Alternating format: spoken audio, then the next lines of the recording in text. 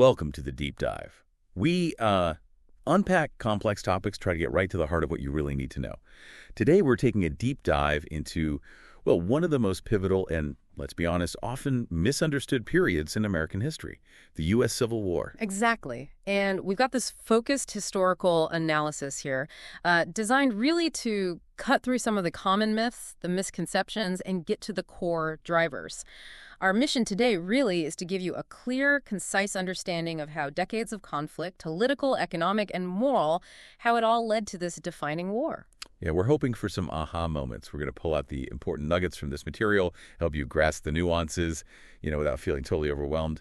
So let's get into it. All right, let's jump straight in. The core conflict, slavery. The analysis really positions this as the foundational division, doesn't it? Not just a factor. Oh, absolutely. It's fundamental. You had the Southern economy, Southern society, just built entirely around enslaved labor. I mean, particularly for that massive cotton production. And then on the other side, you've got the North. They'd largely abolished slavery, moving fast into this industrial capitalist system. So it created two, fundamentally different ways of life. Different worlds, really, trying to exist in one country. And that whole westward expansion thing just threw gasoline on the fire, didn't it? It really did, because the crucial question then became, okay, these new states coming in, are they going to be free states or slave states? And this wasn't some minor political debate, this was the tension. It drove these huge confrontations. Okay, so tied into that, you always hear about states' rights.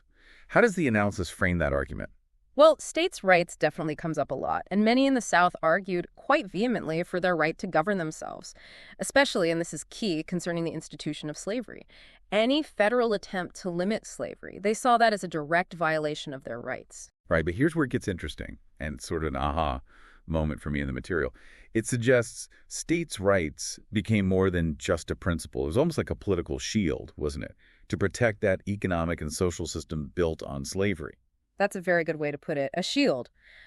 When the federal government did things like pass tariffs or other laws the South felt hurt their interests, it just added fuel to that fire. It allowed them to frame their defense of slavery within this, broader argument about state autonomy.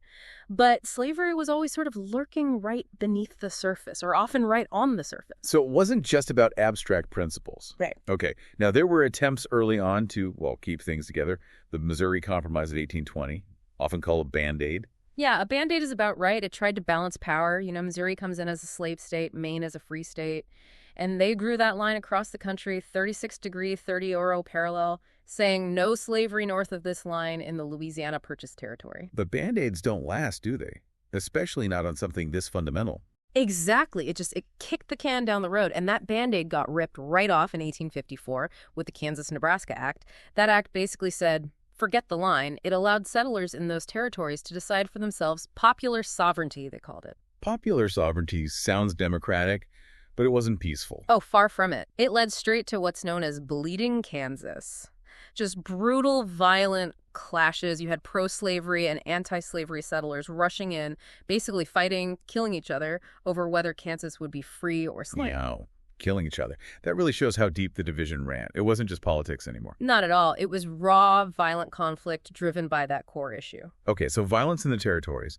And then comes this legal earthquake, the Dred Scott decision in 1857. Yeah. What happened there? Dred Scott was monumental. A Supreme Court ruling. Dred Scott was an enslaved man who sued for his freedom because he'd lived in free territory. The court ruled against him, but it went much further. It declared that black people, enslaved or free, were not citizens and had no rights in federal court. Not citizens. That's huge in itself. Huge. And, critically, the court also said Congress had no authority to ban slavery in the territories. None whatsoever. This basically invalidated the whole idea of compromises, like the Missouri Compromise. It meant slavery could theoretically expand anywhere. So it was a massive blow to the anti-slavery movement. Massive, and a huge victory for the South. The reaction was intense, outrage in the North, celebration in the South. It just fractured the nation even more deeply. You could feel things heading towards a breaking point. And that breaking point seems to arrive with the election of 1860, Abraham Lincoln. Absolutely. Lincoln's election was the final spark, you could say. He ran on a platform of preventing the expansion of slavery. He wasn't even on the ballot in most Southern states, but he won. And his victory sent this undeniable message to the South. The political power to protect and expand slavery nationally was shifting, maybe gone. The writing was on the wall for them, essentially. That's how they saw it. And the response was incredibly fast. Before Lincoln even took office, this is secession. Starting with South Carolina in December 1860.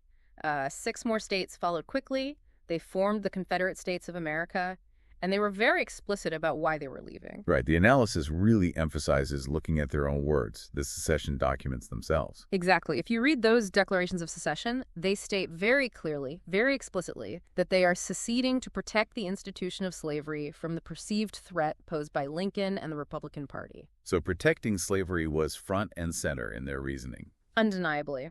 Lincoln initially tried to avoid war, hoped to preserve the Union peacefully, but then came April 1861. Confederate forces fired on Fort Sumter, a federal fort in Charleston Harbor, and that was it. The war began. Okay, so we've traced the timeline, the flashpoints, but let's circle back to this idea of myth-busting. You still hear people argue it was really about economics, or really about states' rights, minimizing slavery's role. Yes, you do hear that. And those factors, economics and states' rights, they absolutely played roles. They were part of the conflict. But what the historical analysis makes crystal clear is that slavery was the central axis around which all these other issues revolved. Connect those dots for us. How does slavery underpin the economic and states' rights arguments? Well, think about it. The fundamental economic divide. It was overwhelmingly driven by the South's reliance on enslaved labor versus the North's industrializing free labor system. Take slavery out, and that stark economic clash largely disappears. The states' rights argument, the primary right the Southern states were so fiercely defending, was the right to own human beings and extend that system into new territories. Without slavery, what's the core states' rights issue driving secession? It evaporates. So it's not either. It's that slavery was the engine driving those other conflicts. Precisely. Every major disagreement, every political crisis, every compromise attempt ultimately traces back to the existence and expansion of slavery. And again, the Confederates themselves said so. Why some narratives try to downplay that today is, well, it's a whole other discussion, but the historical record itself is pretty unambiguous. Yeah, that's a powerful point listening to what they actually said at the time. So, wrapping this up, why does understanding these true causes matter now, over 150 years later? It's not just history homework, right? Absolutely not. Understanding the root causes of the Civil War is crucial for understanding America today. The legacy of slavery didn't just vanish when the war ended in 1865, not by a long shot. Its effects, the systems it created, the racial hierarchies it embedded, they are deeply intertwined with so many of the issues we still grapple with. Economic inequality, systemic racism, debates about justice and civil rights. So confronting this history helps us understand the present. It does. It helps us understand the roots of ongoing struggles and hopefully navigate them more effectively. Ignoring or misrepresenting the centrality of slavery doesn't do anyone any favors. Confronting the truth, however uncomfortable, is essential. Well, this has been incredibly insightful. We hope this deep dive has given you, our listeners, a clearer, maybe more nuanced understanding of the real forces that pushed the U.S. into civil war. Yeah, it's powerful stuff. Maybe take a moment to reflect on how profoundly this one institution, slavery, shaped a nation's destiny, and how its echoes, continue to resonate today. What really stands out to you from all this? Lots to think about. Until next time, stay curious, everyone. Stay informed and keep digging deeper into the stories that shape our world.